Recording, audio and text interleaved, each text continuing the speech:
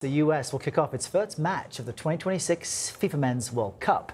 They'll take on a familiar foe in Paraguay. The U.S. last played the country in November, a game that saw a huge scuffle and bench-clearing brawl in stoppage time. It's something on the minds of some of the players tonight.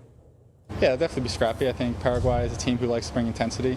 I thought it was a perfect game last November that we kind of played. Of course, we had our chances, we limited them, so I think we're kind of focused on that. We're going to the game with a lot of respect for Paraguay, and we know that they're going to be super, super aggressive, so we're going to have to match that. I mean, we saw that the last time we played them, and we're just going to have to stay focused for the whole game.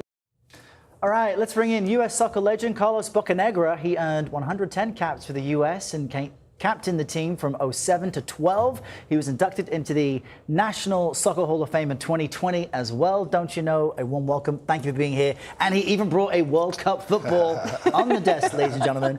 Before we talk about the match tonight, I want to get your view on these red cards that were handed between Mexico and South Africa. Yeah. You had a yellow card in a previous World Cup. How do these cards affect the teams going forward, if at all?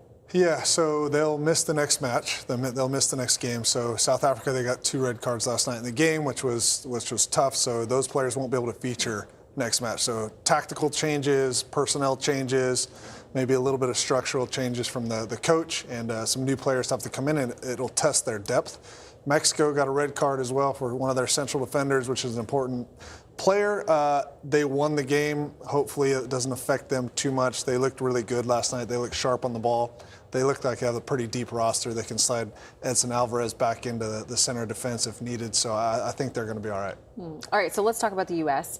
I'm curious, what does the day look like for these players leading up to the match with Paraguay? Because I covered the Olympics, and for many athletes, it's kind of like, their first time at one of these really big media-heavy events, very different than a normal game. So kind of paint the picture. So I think everything, you've got to come back to your routine. A lot of these players play overseas, whether it's in Italy, England, Germany, then you come back to America. So it's the game day routine is different from the coaching perspective as far as when is the team meal? Do we go on a team walk? Do we have meetings that day?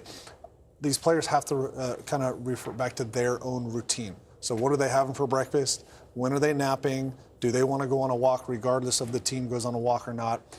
Their pregame meal for lunch. So it's all about the preparation. And then it even goes back to the night before and 2 days at a time. Are they stretching? Are they foam rolling? Do they like to get in an ice bath?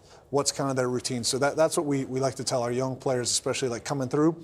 As soon as you can set your routine and get in your rhythm, no matter where you go in the world, your sleep, your game day routine, that's what they have to kind of fall back on now.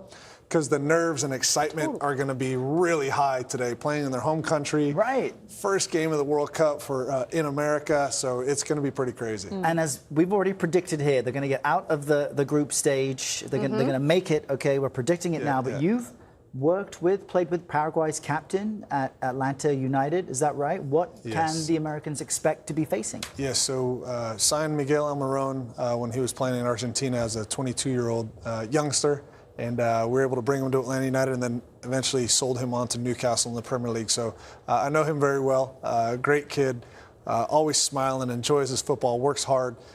He'll be one of their threats. They've got a good team. I think they have 4 guys that play in the MLS right now, which is pretty cool. So Major League Soccer has put quite a few players, I think over 40 players into the tournament, which is really unique and really cool. So tonight, it's going to be scrappy. You saw they had this little soccer fight. I wouldn't call it a brawl. I think it's a little bit more of a soccer fight and some pushing and shoving than an actual fight. But I think that's behind them. They're not going to do that today because you can't risk getting the red cards that you spoke about earlier. It's going to be an intense match, but it is a match that we feel like we should win, and we should definitely get out of the group, and that is the expectation. We also should be expecting to win a couple knockout stage games now. I think we've evolved enough as a soccer country that it's not, I hope we win. The expectations and the standards should be higher, and we should be winning knockout games. I like that confidence. Like how that sounds. Yeah. Carlos Bocanegra, thank you so much for being here. Thank you. Appreciate you.